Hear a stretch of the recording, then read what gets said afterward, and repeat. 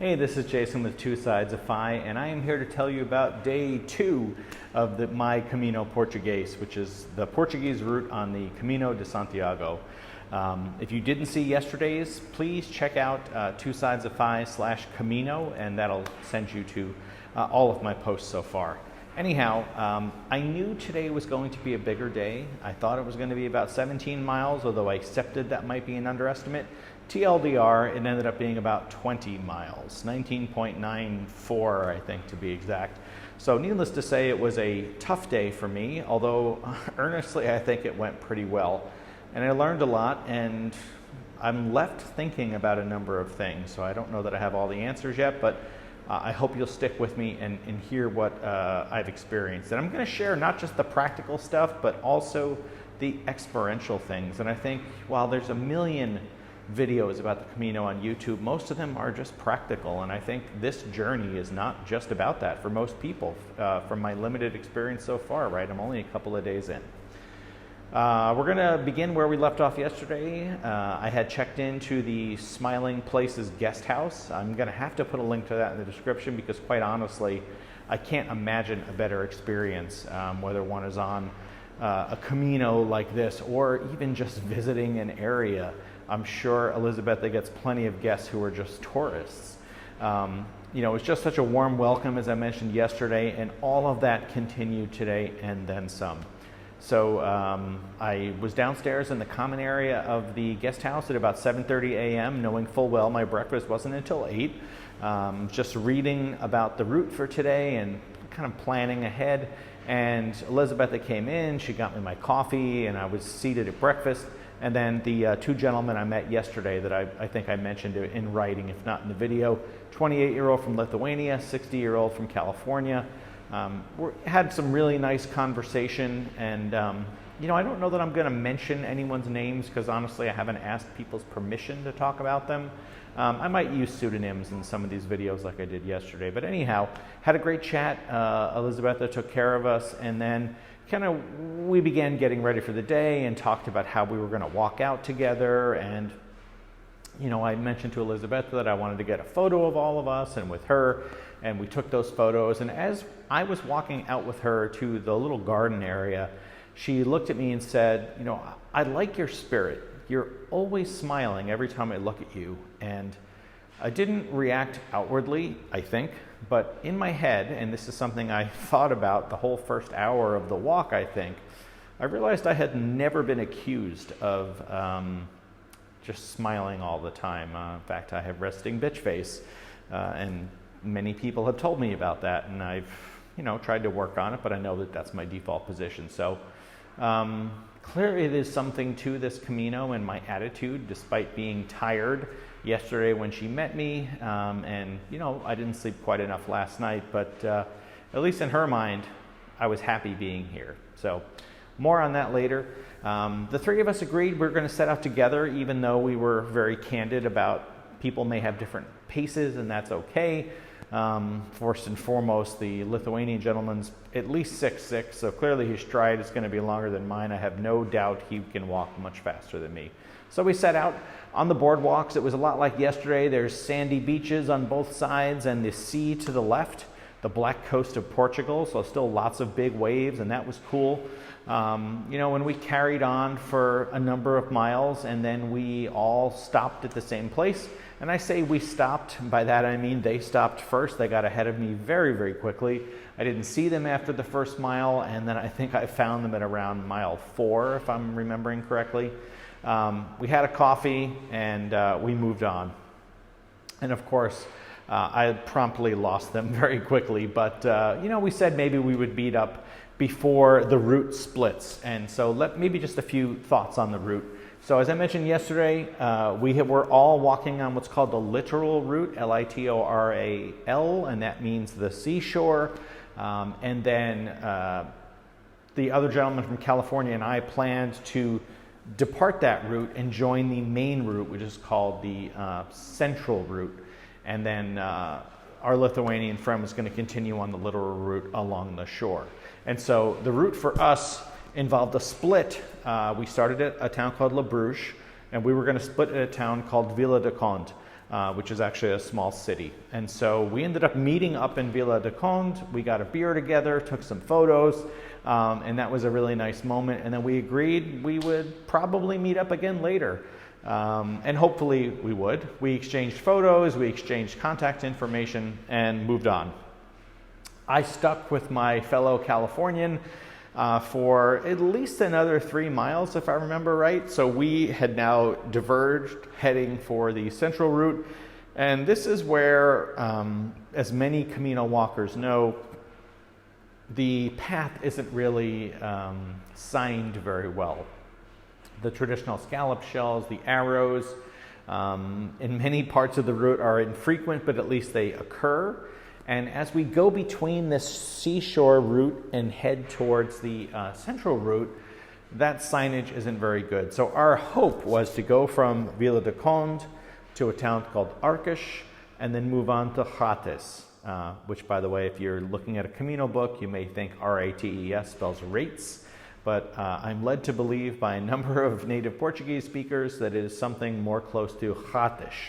So anyhow, that was our plan. And while the route was not clear, and we clearly diverted from the plan several times, and I should tell you that when I went off on my own later on, I diverted from the route even more. The upside was that the terrain started to change quite a bit. So we were in Vila de Conde, which was more of a city, and then we went through the much greener areas. There's a river that we were tracking against. And then we started to get to more pastoral parts, and that is where the gentleman from Palm Springs and I parted ways. I wanted to fix something in my shoe. I said, this is a great chance for you to kind of take off, and it's okay if you want to, and so he did. And we agreed we would meet up a few days from now because we're both staying at the same private albergue on Friday. And so he set off, I fixed my shoe, and I moved on. And, things went pretty well for me. Lunch was a bit of a problem, to be honest with you. I got pretty hungry by about 1 p.m. and I didn't really find an adequate stopping point until 2. And that was okay because I have some emergency snacks with me. I have a couple of protein bars and I ate one of those. And that was fine, but to be quite honest, I was ready to sit, which any Camino walker can identify with is an important need. And I took a couple of short breaks to just kind of sit and take, pressure off my lower back, my knees and legs.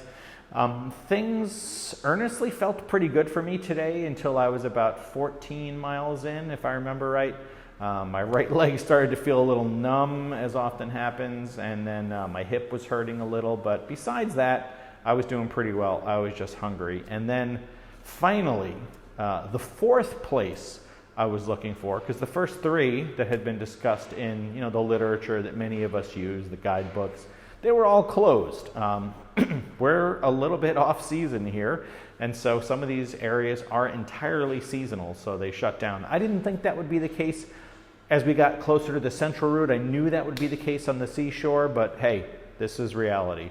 But then I found this little cafe, had a little pizza, had a beer, and then moved into the double coffee mode and a pastry, and then I felt ready to go.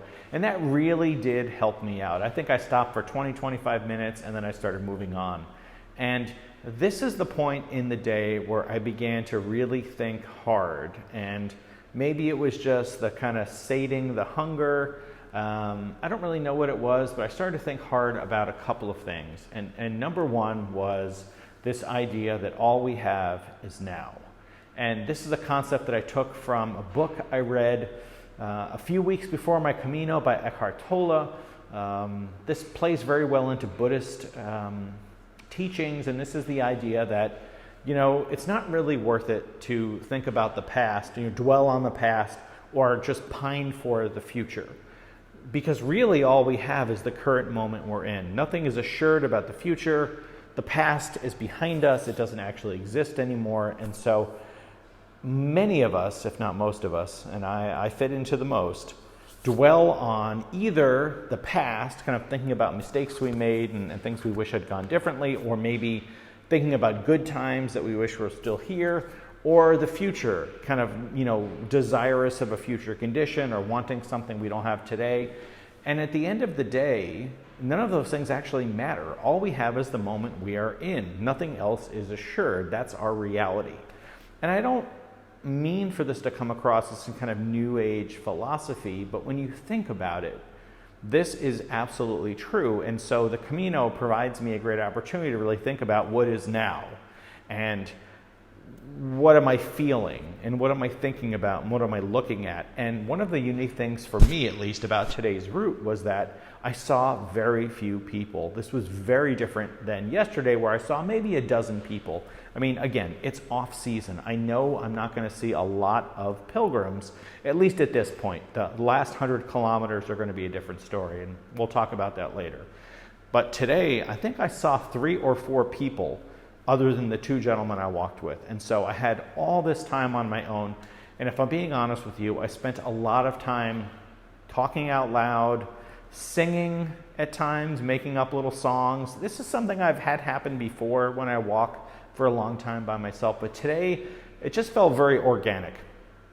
But I remember thinking about this idea of focusing on now, and I came up with some kind of thought exercises about all the times in my life where I wasn't focused on now. I'm going to handle those later. I kind of want to process that a little more, but I just thought it was really an educational thing to consider this. Anyhow, I've talked about it too much. Let's get back to the walk. So I did go off track at one point. I think I lost about 25 minutes, but it's pretty easy, especially with the apps we have today, to get back on track. If I remember right, it was somewhere between Arcas and Ratas where this happened, but I rectified things and all was well. And then I had the slog ahead of me as I started to move into the municipality of Barcelos. I was trying to get to the little town of Pedra Furada. And the reason I was trying to get there was to get to this albergue. This was going to be my first municipal. That's where I'm recording this now. And the municipal albergues are the hostels that are publicly run, usually by a municipality, or like this one, it's called the Donativo. It's run by a church or another religious organization, and you just pay what you can. I probably messed up the wording there, but hopefully you understood. So it took me longer than I thought it would to get from Ratas to Pedra Furada, and I think I was starting to slow down. I found myself really kind of dragging a little bit, and so I started to psych myself up, started singing a little more again, and I did start to improve my pace, but I also knew I was fighting against the sunset, and so my goal was to make sure I made it here to this albergue before sunset, and long story short, I did. And when I arrived here, I was greeted. I asked how many other people were here. I believe this place has 24 beds, if I remember right. It's a very new hostel. It's only about 2 years old, if I remember right, 2022. And it turned out there were only 2 other people here. And one was upstairs in the 12 bunks up there, and one person was down here. And so really an ideal situation. And because it's so new, everything here is in great shape. So I was really excited to get here, find that there was tons of room, find that it was in such great shape. And, I unpacked a little bit, and I walked to dinner, which was about 800 meters down the road, so quite close. I was the only person in the restaurant, and that again gave me a lot of time to think about how the day went and enjoy a nice meal and do my best to speak very, very poor Portuguese, but thankfully I'm getting pretty good at restaurants at this point. Anyhow, dinner was good. It gave me more time to sit and think, and I realized that I'm just starting to peel the onion of what I'm probably going to learn on this Camino. Today was a really good day. I was very tired, but after a nice dinner, a really great hot shower, something I hadn't really experienced the last 3 nights, but today was wonderful. I'm feeling really energized for tomorrow, and we're going to get a really big storm. The next 2 days are going to suck. We're going to get about 1.5 inches of rain tomorrow, and I think about half as much the next day. So I'm really happy that I've had this experience today, that I don't have a long walk tomorrow. I'm probably only going to walk 6 miles, and I'm going to probably time it based on when the weather looks the least awful. And then we'll see. I'm probably going to book private housing tomorrow, or at least a private room at a hostel, because I'm going to be a mess and I'm going to want some time to decompress and really think about how I'm feeling, because I suspect tomorrow's going to be hard. Let me see if there's anything else I learned today. Oh, I actually didn't tell you about the food that I had. That was really funny. So when I finally found food, about 2/3 through today's route, I had the best little kind of just mini pizza I've probably had in my life. I didn't even really look at what was on it. It was a little cafe. They have just pastries and little sandwiches and things that they make for you. I think it had olives on it and some kind of ham. I don't typically eat ham. I ate it today. I was really, really hungry. It was quite wonderful. The gentleman that ran the place was super nice. And that double coffee was really quite wonderful. So, and then it ended up being good. Not quite as good as my dinner, but so it goes. Yeah, a lot of ums on these videos. I don't know if that plays well or not. These are pretty gonzo, so I hope that's okay with you. Thank you so much for watching and being a part of this experience for me. I make these videos primarily for me. I feel like I'm winning if these have some use for you as well. Let me know in the comments what you think. Please check out the blog, twosidesoffi.com/Camino. Apologies if anybody tried that link yesterday and it didn't work. I completely forgot to activate it, so sorry about that.